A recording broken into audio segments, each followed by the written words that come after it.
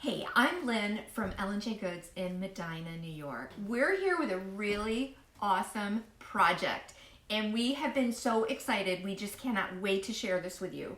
Behind me, you see, and you've heard me talk about these barn board quilts that we've been kind of making like crazy. I just wanted to share with you how we draft these patterns. We're gonna have Megan here. I'm gonna teach her how to do this too. She's never made one.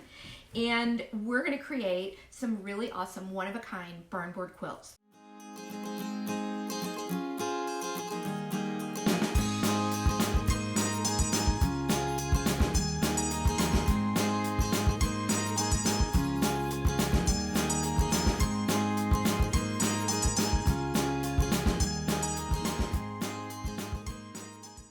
So let's talk for a minute about what supplies you need. I discovered the barn board quilts when I found these quilt pattern books by Baker's Nest. So L&J Goods carries a full supply of these. We've got them on our website as well, but there's just all different kinds of patterns that you can choose from. And once you do a basic barn board quilt, you will be able to do any of these advanced quilts as well. I'm going to walk you through basics today. It's a full color booklet and it has all of the color keys, it has taping instructions, it has everything that you need to create and draft your own barn board quilt. Megan and I are going to be actually using the Classic Stars, which is one of the basics.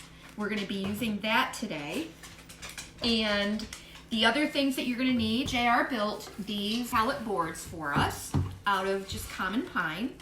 These happen to be 18 by 18. That's the size that we're working with today.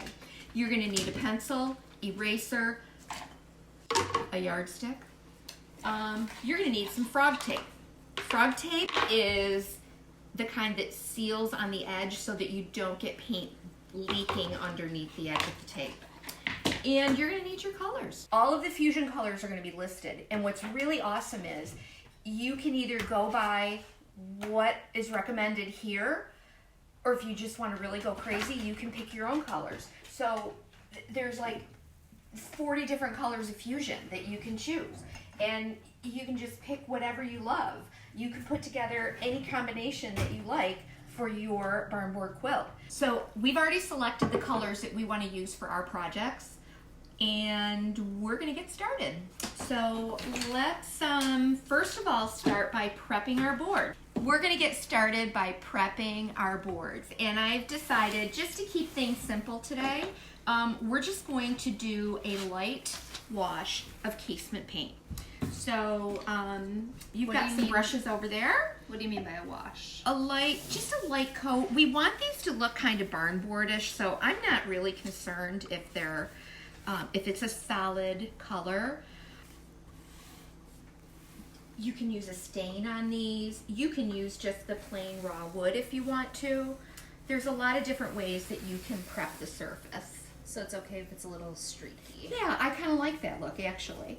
Remember that we don't do perfect at L&J Goods, right? So, and everything we do is pretty much distressed, so that if we make a mistake, we don't have to cry about it. That's right. And these will get distressed later, and you can do some antiquing wax over it if that's your thing. But we're just going to basically lay down kind of a dry brush, easy coat of this white. And remember, most of this is going to get covered up anyway. What about the edges? Do we want to do the edges? Yes, I would do the edges, but I'm not worried about that right now. Okay. We can always do that a little bit later. Yep. Again, I'm not worried about full coverage with these. Most of this is going to get covered. What colors did you choose for your pattern?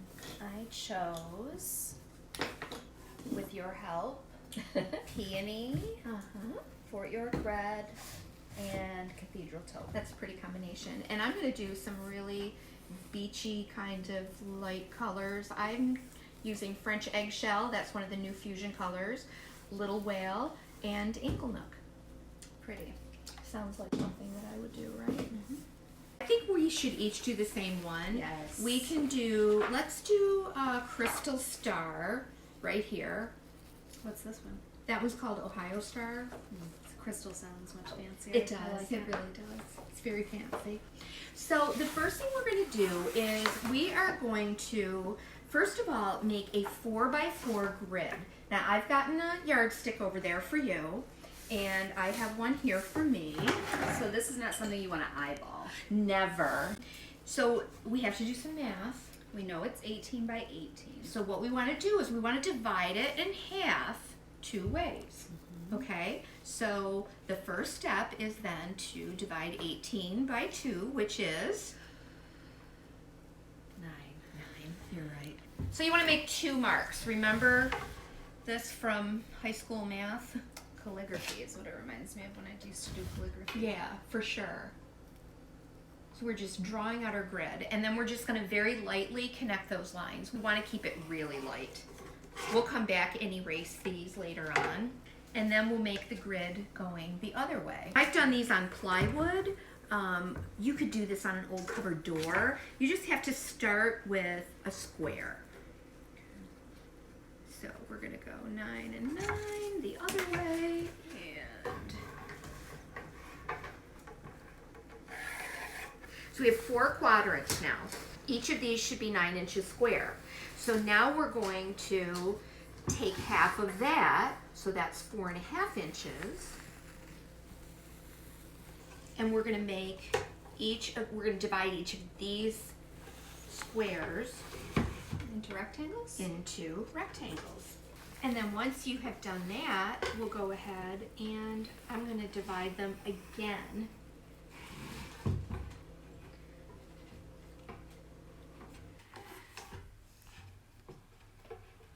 Now we're doing what? Into squares again? Yep, we sure are. And this can be a little tricky because we do have these lines Yeah. that are dividing. That's so what's throwing me off. yeah, for sure.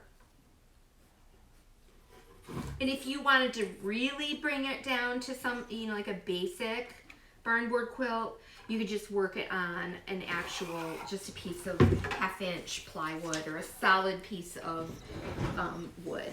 And then you're not going to have like these lines here to throw you off. And I'm going to go ahead and say this is not a project you want to do with a bunch of gals while you're drinking wine or anything like that. 'Cause No, it requires no. some math. It some does require focus. math, yes. Gals or guys. Right. Just don't drink while you're doing it. It wouldn't be like one of those paint and sip nights. No, where it's silly. If if it not turns out what all it wonky. is. No. No. Next, what we're going to do, and you would follow right along, we're going to make the actual crystal star pattern. So see these 2 center squares right up at the top here. You're going to take your straight edge, and now we're going to just make a diagonal. And we'll do that on the top 2 center squares. We're going to do that over here. We would follow the yellow lines that are on the pattern book. Okay, so the last square we're going to do, we're going to mark out a center square here. Okay. And it's going to be on the diagonal.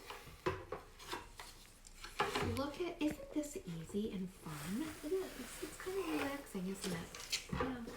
We're going to begin by taping off these outer squares. I would just follow the pattern, right?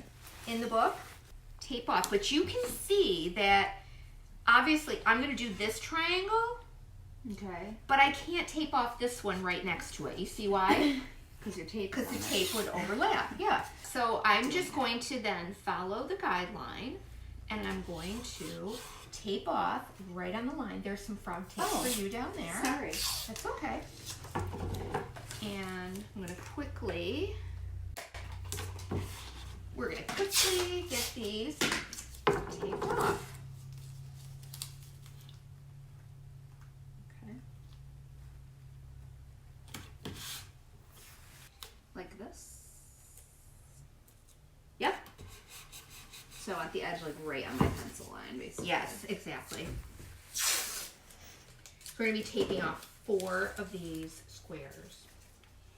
I know I get confused too when I look at them.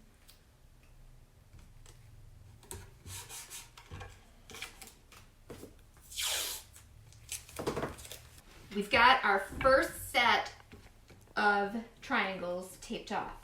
Now we're going to choose a color for right here.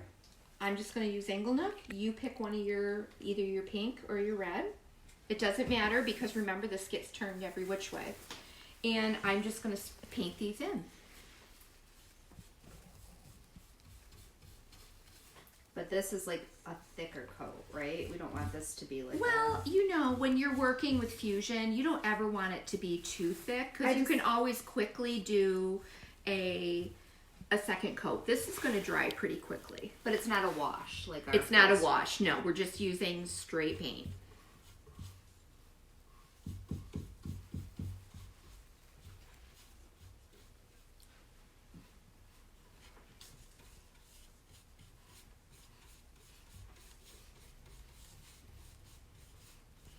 And then this is a little trick that I use. Here's a little tip of the day. Okay. I'm just going to put it in a little Ziploc bag and it stays moist. I don't have to wash my brush out. Okay? Okay. Now, here's the thing that you want to have handy with these just to keep the process moving along is grab a blow dryer and quickly we'll blow dry this.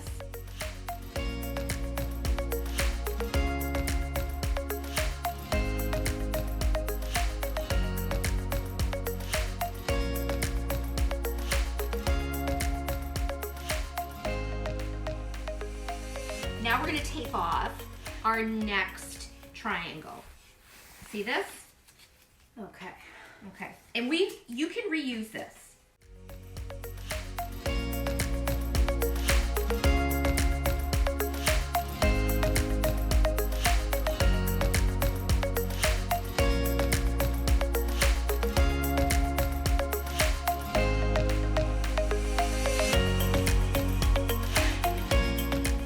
All right, so we've taped off the next group of triangles and we're going to paint these in. What's cool is like you can really work this along pretty quickly with the use of a blow dryer, you know? I think it's good to not have like a very wet brush. That's a very good point. And the other thing is you want to make sure that you run your finger right along the edge of this. Right? Oh, before I start painting. Yeah, and if you do have a board that has these like spaces in between, you need to be conscious of that as well. Okay. Okay, so we're gonna blow dry again? Yep.